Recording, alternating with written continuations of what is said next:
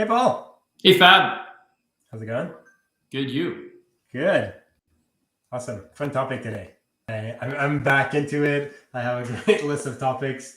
You picked a fun one, which would be how to manage reps that are always complaining or finding excuses. And just to be clear, they're complaining about the work, right? The leads not coming in or the deal's not signing, not complaining because whatever. They had an accident this morning. I guess that might be a little bit more understandable, but really about like the work and the stuff not getting done. And there's always a reason why things aren't happening or deals aren't closing or whatnot. So as an ex-sales leader, as a current sales consultant, I'm sure you encounter these situations. So I'll throw that ball over to you. Yes. yes. It's an interesting one, Fab, because really it's all about expectations. It's all about what are the expectations you have from this person or people, and what do they have as expectations? If you're a sales leader that is setting up unrealistic sales expectations, like if you're saying, I'm going to supply you with 10 hot leads a day, and then the person comes on board and you're supplying them with 1 hot lead a day, well, then you're a liar, right? Right. Well, you've oversold, right? Which is not unheard of. So the first thing I'd say is when you hire someone or when you start off with someone, is to really set the expectations to be realistic.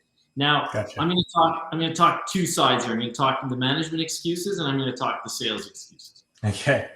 Okay, so let's talk about the manager's excuses first, right? So the manager says, I thought I'd be able to give you 10 hot leads a day, but I can't, blah, blah, blah, whatever. So then now the salesperson feels like, I've been given a raw deal. So before you hire anyone, be very specific about these things. Okay. And often people don't do that. They just say, I like this guy, he's really nice, sounds like it's going to work well. But be very clear about what will be delivered to you as a salesperson and what you expect from that salesperson. So now that's one way, right? And the other way is, what are your expectations as a manager from this person? Be very clear about what it is you're going to want from these people. Right. We've talked about this before. The salesperson doesn't control the results. He controls how many calls he'll make. He'll control, or she controls how many calls she'll make. She controls about who she's talking to, if she's discovering leads, she's writing the emails, all that stuff she controls, right? Now, if that person doesn't have a good sales methodology, well, then you need a guy like me to help you out. Shameless plug. Yeah. But if that person's doing everything correctly and they're still not getting results, well, then you should be really setting your expectations on realistic results to what the person can do as an action. So that's important as well. So it's all about expectations. Now, if your expectations are not clear, well, I thought then it turns into some like horrible romance where, the person thought she was marrying some rich guy, or the guy thought he was marrying a rich woman, and, it's not true. They're bankrupt and they don't really know how to cook, and they don't really know how to build a house, and they don't really know how to drive, and, whatever it might be. When you are getting into a sales relationship with a salesperson or a company, ask the questions, find out, because it's your day-to-day. Yes, you need to know what the medical plan's about, what the commission's like, but you need to find out the things that they're going to be serving you to help you do your job. You need to find out about, and the things that this salesperson is going to do. You have to be realistic in the expectations of what they can do for you, and you have to set the expectations so that the person's actually going to fulfill those expectations. Sorry, I've been blabbing a lot. Yeah, that's fine. What's that? I've been blabbing for 4 minutes. No, but it's interesting because you're right. Like, so when I had the topic in mind, obviously you're thinking about the rep, and it's true that there's a certain level of expectation setting and setting your reps up for success as well. And setting them up for success also, if you're not providing any leads, if you're honest about that is setting them up for success, right? It's being honest and transparent, right? Like if you're right, if a rep is coming in with a certain set of expectations, and reality is completely different because that's how the reality was presented. Because that's how it was presented. Then yeah, there's definitely a big disconnect, and there could definitely be a source of frustration there. Absolutely. And the best way to do this on either side is have an action plan. You're hiring someone, you say, this is what you need to do on a monthly basis. This is what you need to do on a daily basis. This is what we'll supply you. Then there's no complaints. It's like, oh, you told me to give me 10 leads. There they are. You told me they'd be warm. There they are. Right. You know, what's the problem? Do we need to train you? You know, this is something I remember having, you know, dealt in the past with some very whiny people. And I remember saying, look, this is it, man. This is what we do. This is what we promised you. This is what we expect from you. And this is what you can expect from us. Nothing's changed. What's going on? You know, and often there's something deeper or whatever the person wanted to leave. And then I'd say, well, if you're not happy, you know, I'm not going to hold you back.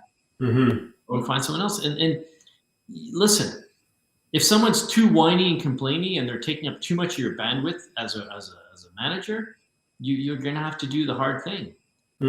Just to keep someone on your team because you're afraid of change. Look, most human beings rather keep something that they know that is not as good as something that they could get that would be better. Mm-hmm. So here you have, you know, here you are, the top sales manager of this huge company, and you've got this horrible representative, but you've known him a long time, and you think he's a good guy, and you know, he's married to your sister, whatever it may be. But you know, at one point, you have to make the hard decision. Right. And as a salesperson, you got to make the hard decision of saying, well, you know, if I'm complaining all the time and my company can't give me what I expect, go find something else. Yeah. Sorry, I'm a little harsh today. That's good.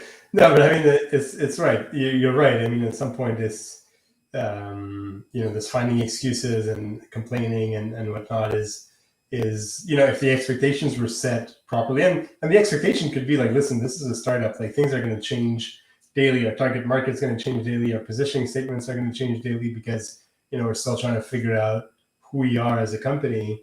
You know, if that expectation is set and you're having a hard time with that, then it's not worth complaining or finding an excuse. It's just find something that's more in line with who you are as a professional.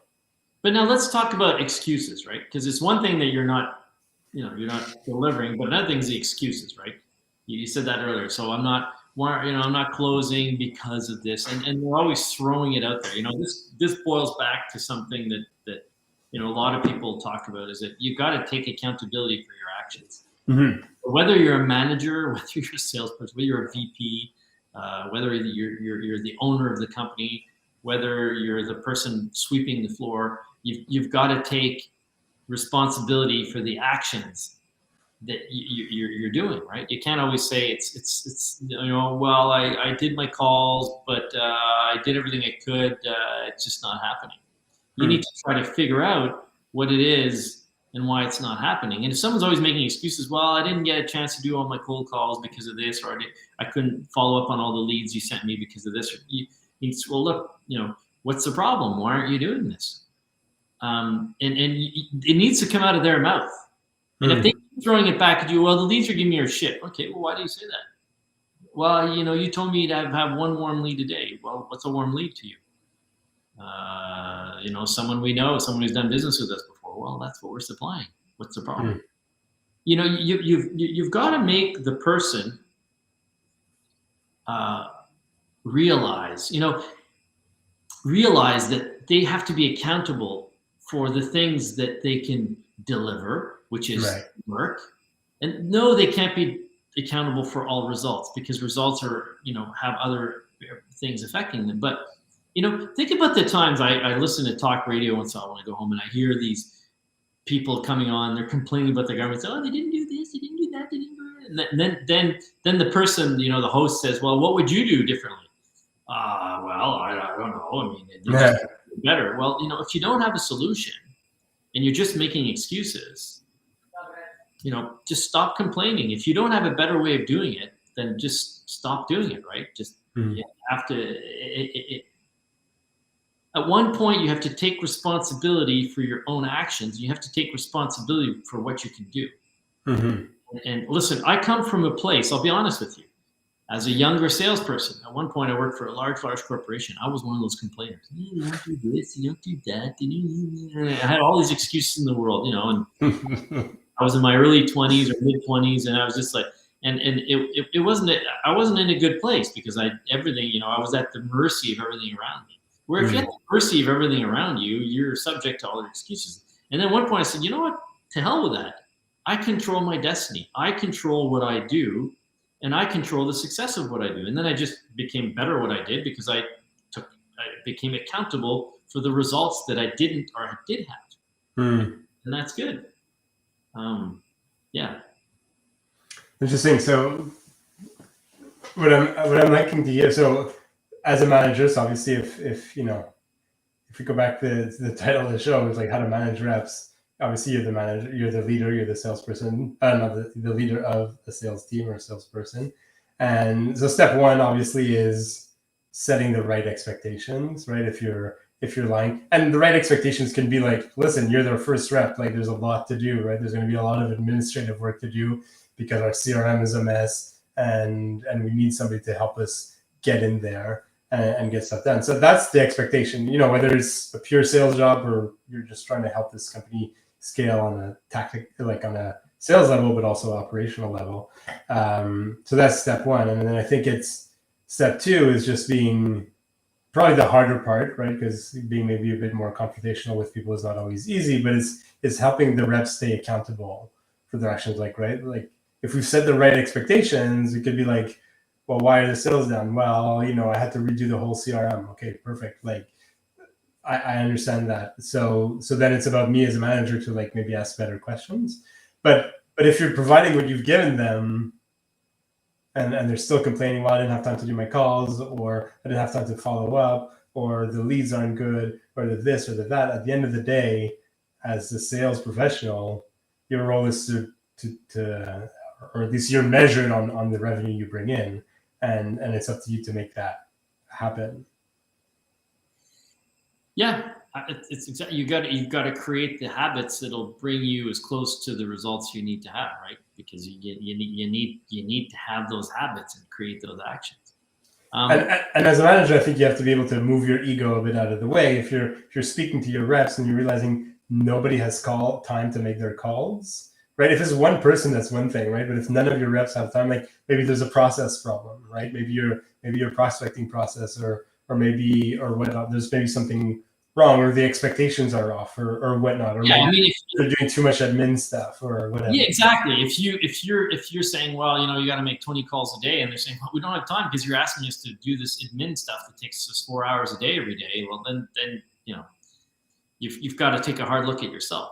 You also have to be very realistic, and this is hard to do. You got to be very realistic and honest with your process and what it is you're asking them to do and how they're getting there. And if your process is heavy-handed in all administration, well, you're not gonna get to a place that's gonna help them do what they need to do. And this happens, and I've got to say it happens mostly in larger companies, but even in smaller companies, you don't want to have too much of a heavy administrative process that keeps your salespeople away from doing what you really want them to do, what they're paid on. Mm-hmm. If 80% of the time is doing administration and you're paying them 50% commission, well, there's a problem with your structure. There's a disconnect for sure. Yeah. And that's why I think like there's like we said before, there's that, being able as a leader to put your ego aside 2 seconds, because if you're one who's built the team and you're the one who like even argued, I don't know why that would happen, but argued for like this heavy administrative process because you want this data to be collected in the CRM and whatnot, and then you're realizing that created a disconnect. You have to be able to set yourself aside and accept that there's something that needs to get changed. And here, a shameless plug for you. If you've got the right CRM and you're doing it properly, your data should be collected automatically, right? Yeah, and a lot of it should be, whether it's automatic or seamless or whatnot, for sure. And I think I don't see it as much anymore, and maybe it's just that I tend to work with smaller companies, but I went through a phase where I would see a lot of companies trying to collect like just boatloads of like useless data. Like who they were married to and who they like, what kind of coffee they wanted to like, and this is all stuff like the reps would never ever use, right? Like, or not to the point where it'd be worth documenting, unless I guess if you sell coffee or or wedding something related. But if you're not, so I think it's also about. I mean, we're getting a bit far away from the main topic here, but it's also like, are you collecting the right data, right? I don't. Most of the people don't need to collect throws and throws of data beyond what their CRM is able to collect. Yeah, no, and listen, if we bring it back to the motivation, and administratively speaking, you're overloading people because you're trying to collect data. Well, then, okay, so if a big part of what you're doing is you're trying to collect data because you're trying to create this new AI system, well, then be honest with your reps, right? Yeah. And what's in it for them? But if they're not getting, any reward from those efforts, then you need to explain to them, well, part of your base salary is to collect this data. That's right. Another thing, like when you hire someone, right, and you're telling them, okay, I'm going to pay you $75,000 base, and you're going to be making potentially $30,000 or $40,000 in commission. Well, that base that I'm paying you, these are the expectations I have for you. These are the administrative things that are included in there, and give them a percentage of time that it should take, and be realistic. Listen, I know some very large corporations that were totally unrealistic in the administrative work they gave to the people. And it's totally, excuse my language, fucked up, because these people don't get to do the work that they really wanted to do. And then I've seen some small companies where it's great. The administrative process is like zilch, and the reps are happy because they work, they sell, they make their commission, they do what they're supposed to be doing. So it goes both ways. The expectations have to be set both ways. If you're working for a big brand name company and the job is not at all what you expected, then if you get a lot of turnover, you got to ask yourself, well, why are we losing all our people? Right. Yeah. And I think whiny reps, whining's never good, right? But if you have someone who's unhappy and who's saying, look, the expectations that I had of my company are not being met. Mm-hmm. And you vice versa, Mr. Salesperson, I expected you to do this, and that, and you did not deliver because you're not doing the actions, right? But you should be monitoring the actions, not the results. Right. There's an old school that says, oh, I don't care what you do as long as you're bringing the bacon. That usually ends up bad. Yeah. In a great economy, it's fine. Like, hey, man, you just go do what you want. You bring in your $1 million a year and you'll get your $100,000 commission or base salary, whatever it is, or salary and commission. Mm-hmm. But, and then things start going south a little bit. They don't monitor anything. They can't help their people. Next thing you know is like, they're all messed up. You should be monitoring actions. Yeah.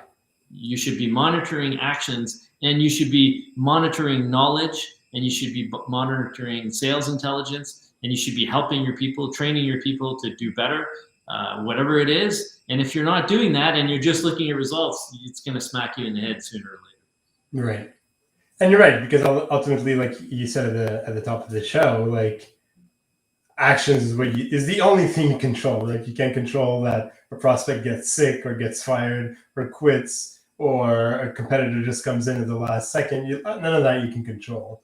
What you can control is the actions. And, like obviously COVID is the big outlier, but, I think, okay, fine, COVID was harder. Well, like there's some reps that kind of like found excuses and like, oh, it's hard. And there's other reps that like buckle down and double down and make more calls and send more emails and send more messages and spend more time prospecting than others. And I think that's the reality of sale. And as long as your leader is there to support you, right? Like if an incident happens where the economy crashes, and you're, it's up to the leadership to then adjust targets, but it's up to the rep to maintain or double down on the activities to achieve those targets. Yep. And if there's a disconnect in between the two, whether that comes as a form of complaining or was just results being low, I think it's time to have a serious look. So, and you're right. You're totally right. I mean, if the person is doing the actions, there's one of two things, right? Only one of two things can go wrong, right? So let's say you've got 50 reps, and let's say all our clients, they all get the same kind of leads, and half of them are doing really, really well, and the other half are not. So you've got two things going on. You got the actions and what they're saying. I'll do like this: actions and what they're saying, so that this finger is not up. So it's okay. You already swore a couple times on the show. Actions and what they say, right? So let's say everyone's doing the actions. Everyone's doing those 50 calls a day. But then half of them say something that's not as good as the other half. Well, then that's your reason. So there's the two things you work on: actually doing it, like picking up the phone, and then what you're going to say with the conversation. So it's two things. There's the actual habit and the action of doing it, and the methodology, the methodology you use, what you were saying, how you were saying. The one thing that is everyone's affected by is the economy, the competition, but everyone's affected the same way that way. Everyone has the same competition. So if half of your salespeople are doing really well and the other half is not, there's a disconnect there, and you need to figure that out. It's either in the actions or what they're saying. Right. Awesome. I think that's a good place to stop. Is that it? That's it. We're done. It's been 20 minutes. Bye, Paul. Bye, everyone. Thanks for listening. Bye, everyone. Thanks for listening. Take care.